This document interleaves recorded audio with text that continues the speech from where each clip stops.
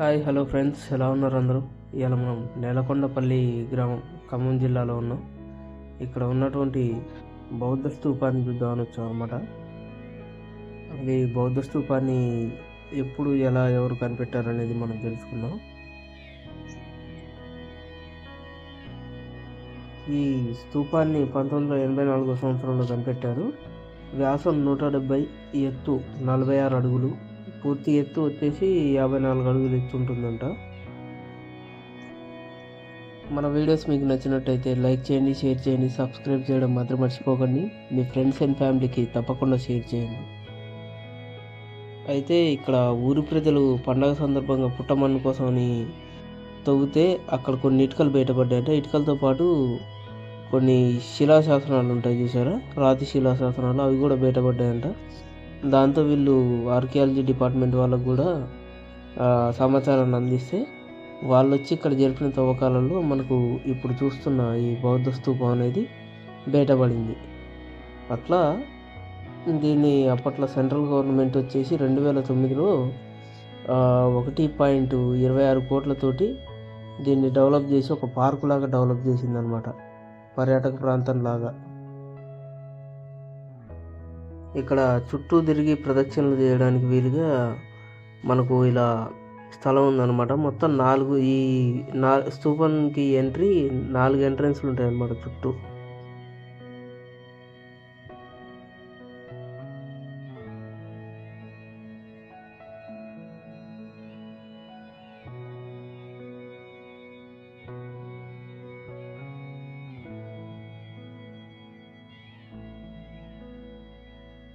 ఇక్కడ జరిపినటువంటి తవ్వకాలలో భిక్షులు వాడినటువంటి వస్తువులు కూడా బయటపడడం జరిగిందనమాట.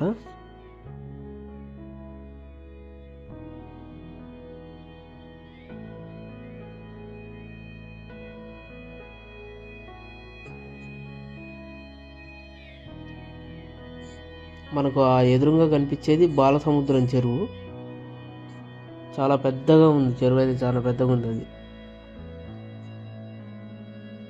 రాను రాను ఇక్కడ కొద్దిగా పర్యాటకుల సంఖ్య అయితే కొంచెం తగ్గిపోయింది. ఈ పర్యాటకులు వస్తే కొంచెం బాగుంటుంది, ఇంకా కొంచెం డెవలప్ చేయడానికి ఇంకా మంచిగా ఉంటుంది అనమాట. ఇప్పుడు చాలా బాగుంది, డెవలప్మెంట్ కూడా చాలా బాగుంది. కానీ అక్కడక్కడ కొన్ని పార్కులాగా క్రియేట్ చేశారు. ఆ పార్కులలో మొత్తం చెట్లు మరవడం, మెయింటెనెన్స్ కొంచెం తగ్గింది ఇక్కడ.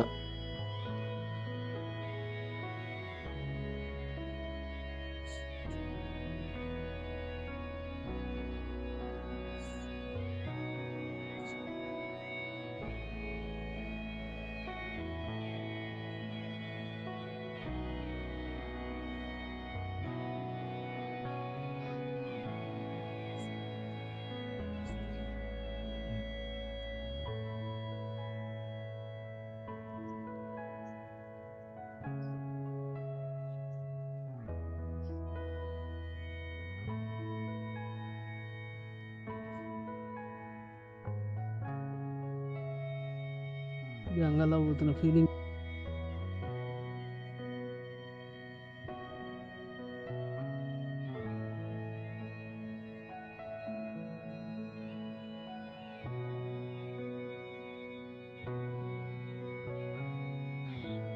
అడవిలో ఉన్నట్టే ఉంది మొత్తం అంతా, జంగల్ ఫీలింగ్.